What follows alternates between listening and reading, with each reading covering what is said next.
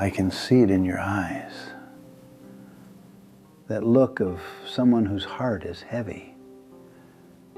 You know, I've sat across from thousands of people with that same look, and I recognize it immediately. It's the weight of broken connection, the ache of relationships that once brought joy, but now feel like they're slipping through your fingers. There's something I call the loneliness paradox.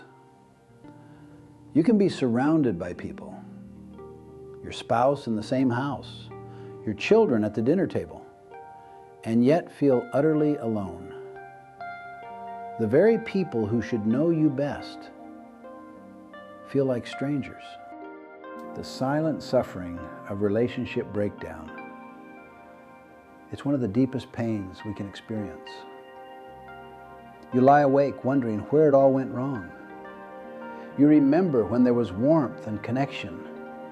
Now there are walls, invisible, but very real walls. Good people with broken hearts, wondering where they went wrong. I've learned that relationship struggles aren't a sign of personal failure. Some of the finest people I know find themselves in relationships that feel bankrupt. And they carry this quiet shame, this sense that they should somehow know how to fix it. You've probably tried everything, haven't you? The books, the counseling, the communication techniques. Despite your best efforts, the distance remains. And you're left wondering if some relationships are simply beyond repair. What I want to share with you today isn't another technique. What I've discovered is that there's a fundamental principle, as reliable as the law of gravity, that governs every meaningful relationship in your life. Once you understand this principle, you'll have the power to transform any relationship, no matter how broken it may seem. Every relationship operates exactly like a bank account. Think about it for a moment. You make deposits, you make withdrawals. When you have a positive balance, you're in good shape. When you're overdrawn, well, you know what happens then. What I call relationship mathematics is really that simple. Addition and subtraction. Every interaction you have with another human being is either adding to your account with them or subtracting from it. This principle governs every meaningful connection in your life, your marriage, your relationship with your children, your friendships, your leadership at work. The most profound truths are often the simplest ones. And this truth has the power to transform how you see every relationship challenge you're facing right now. Because here's what that account really represents. Trust is the currency of all relationships. Trust is what you're depositing and withdrawing. When someone trusts you deeply, when your emotional bank account with them is high, something beautiful happens. Communication flows like water. They give you the benefit of the doubt when you make a mistake. Forgiveness comes naturally. Cooperation happens without force. You can focus on solutions instead of defending yourself. Problems that might take hours or days to resolve get solved in minutes. But when trust is low, when your account is overdrawn, everything changes. Every word you speak is questioned. Your motives are suspect. Even your good intentions are filtered through doubt and defensiveness.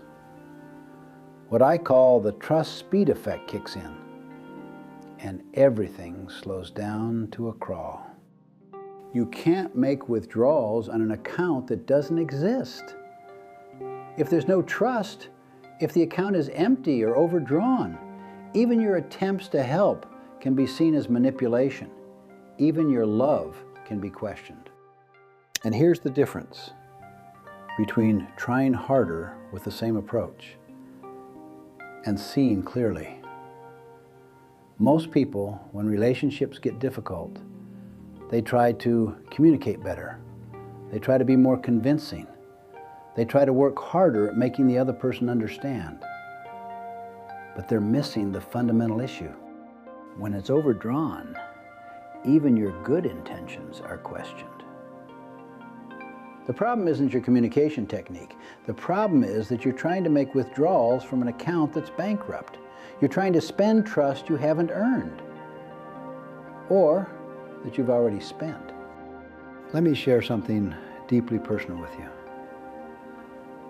There was a relationship in my life, someone I loved dearly, where I made withdrawal after withdrawal without even realizing it. For years, I was caught in what I now call the invisible withdrawal pattern. You see, I had good intentions. I cared deeply. I thought my love was obvious. But I was taking this person for granted in ways I couldn't see. I was always too busy for the conversations that mattered, too distracted during the moments that counted. I assumed they knew I cared, so I stopped showing it consistently. I made promises I didn't keep, small ones, but promises nonetheless. When they tried to share what was important to them, I listened with half my attention while thinking about my next meeting, my next project, my next priority. I realized I had been treating my account like it was limitless, like I could make withdrawals forever without making deposits, like my good intentions somehow counted as currency when they don't. The road to relationship bankruptcy is paved with good intentions. The relationship I treasured most was hanging by a thread, and I didn't even know it until they looked at me one day with eyes full of hurt and said, "I don't think you even see me anymore." That's when I understood what I call pride as the ultimate withdrawal. My ego had convinced me that my busyness was justified, that my priorities were more important, that they should understand how much pressure I was under. I was so focused on being right about my circumstances that I was completely wrong about what mattered most. Pride withdraws. Humility deposits. And I had been making pride withdrawals for months without realizing it. Every time I chose my agenda over their heart. Every time I defended my busyness instead of apologizing for my absence. Every time I made them feel like they were competing with my to-do list and losing.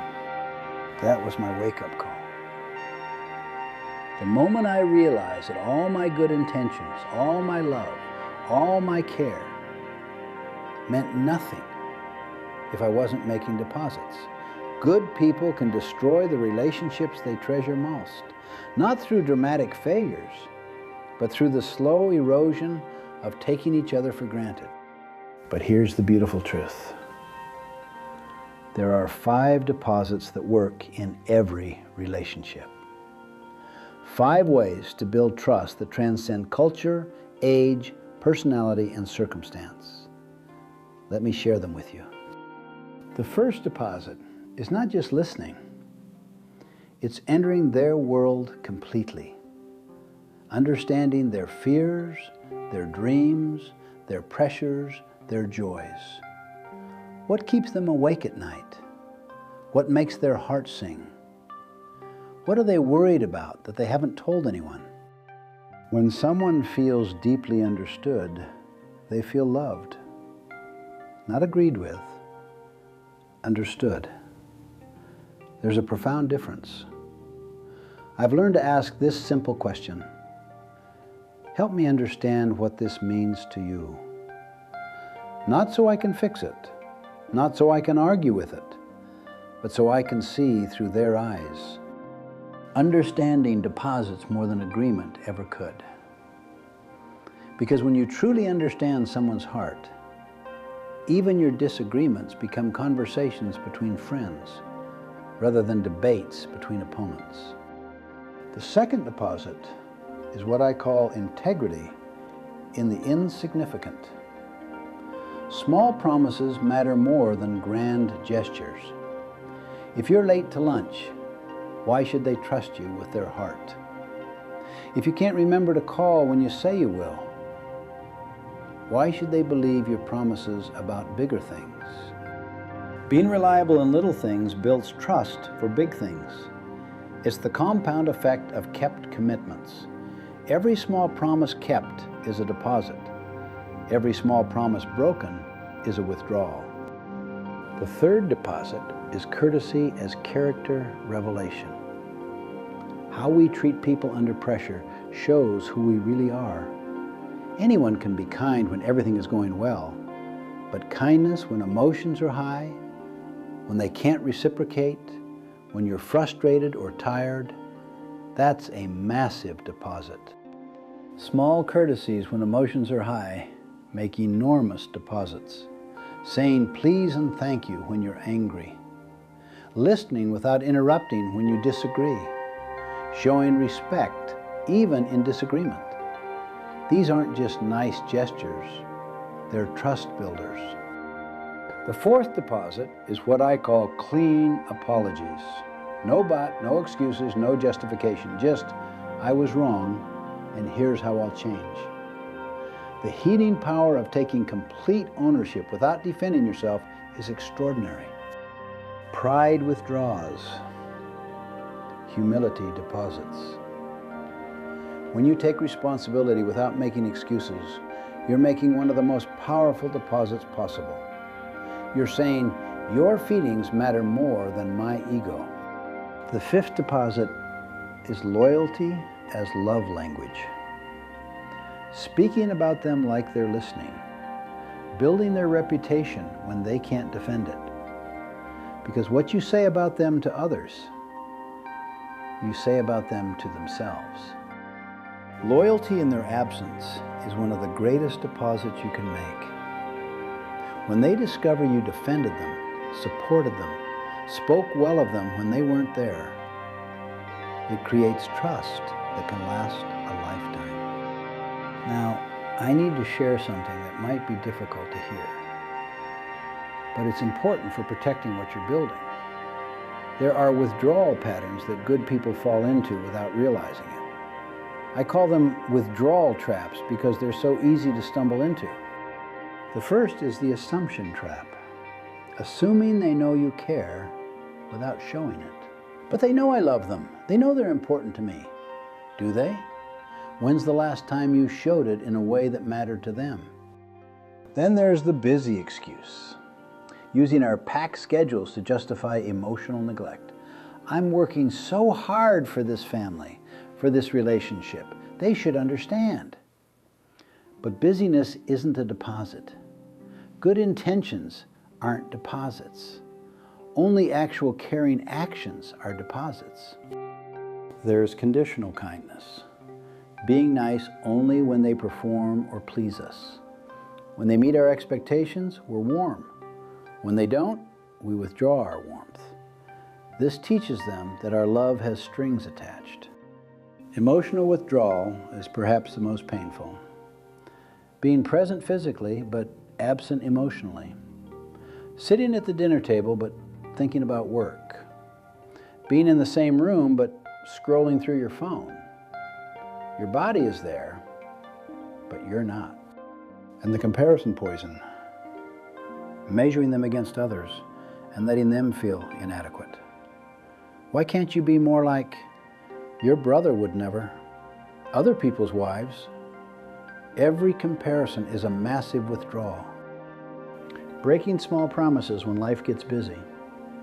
Taking them for granted when pressure mounts. Offering criticism without first seeking to understand. Each one seems so small, so justifiable in the moment. But here's what I've learned about what I call death by 1,000 cuts. Small withdrawals compound into relationship bankruptcy faster than you think. You can destroy in minutes what took years to build. One moment of cruelty can overshadow months of kindness. The unconscious nature of most relationship damage is what makes it so dangerous. We're not trying to hurt them. We love them. But we're making withdrawals without realizing it, until one day we wake up and discover the account is overdrawn and we don't know how it happened. But here's the truth that can change everything. Any relationship can be restored. Any relationship can be rebuilt, even when it feels hopeless, especially when it feels hopeless. What I call patient capital is required. Rebuilding trust isn't a quick fix. It's a time investment. You can't microwave trust, but you can certainly kill it instantly. Trust grows slowly, like a tree, but it can be cut down in a moment. This is where the initiative principle becomes crucial. Someone must go first, regardless of who was wrong, regardless of who hurt whom. Someone has to decide, I'm going to start making deposits, not because they deserve it, but because this relationship deserves it. What I've discovered is the compound effect of goodness. Small, consistent deposits create massive change over time. One act of kindness builds on another. One kept promise strengthens the foundation for the next. One moment of understanding opens the door for deeper connection. Focus on your deposits, not their response or reciprocation. Don't make deposits to get something back. Make them because that's who you choose to be. Make them because your character demands it. Consistency matters more than intensity. A small deposit every day builds more trust than grand gestures once in a while. Regular kindness, daily respect, consistent reliability. These are the building blocks of restored relationships. The relationship can become stronger than it ever was. I've seen marriages saved. I've seen estranged children reconcile with parents. I've seen broken friendships restored to deeper intimacy than they ever knew before. Because when you rebuild something consciously, with intention and principle, it becomes stronger than it was when it grew accidentally. You rebuild trust one deposit at a time. You have the power to transform any relationship by focusing on what you can control. Your deposits, not their behavior, not their response, not their past, your deposits, your choice, your character. So here's what I want you to do. Right now, as we're talking, I want you to think of your most strained relationship, or your most important one that needs attention. Picture their face in your mind. This is what I call the 24-hour challenge. Before this day ends, before you sleep tonight, you're going to make one genuine deposit in that relationship. But here's the key. It needs to be meaningful to them, not just convenient for you. Ask yourself, what would make them feel understood? What would make them feel valued? What would make them feel respected? Not what you think they should want, but what they actually need from you. What matters to their heart? Maybe it's a conversation you've been avoiding. Maybe it's an apology that's overdue. Maybe it's putting down your phone and giving them your complete attention for 10 minutes. Maybe it's asking about something important to them and really listening to the answer. Maybe it's defending them to someone who's been critical. Maybe it's keeping a small promise you made weeks ago. Maybe it's simply saying, I've been thinking about you, and I want you to know how much you matter to me. This is what I call the deposit decision. A choice that reveals character. Because the deposit you choose to make will tell you everything about who you're becoming. Before you sleep tonight, make one genuine deposit. Not because they deserve it, Not because they'll notice it, not because they'll reciprocate, but because your character demands it. Because the person you want to become makes deposits even when the account seems hopeless. Because you now understand that every relationship can be healed, starting with your next choice. The deposit you make today could be the turning point that saves your most precious relationship. It could be the moment everything begins to change. Trust the principle, make the deposit, and watch what happens when you invest in what matters most.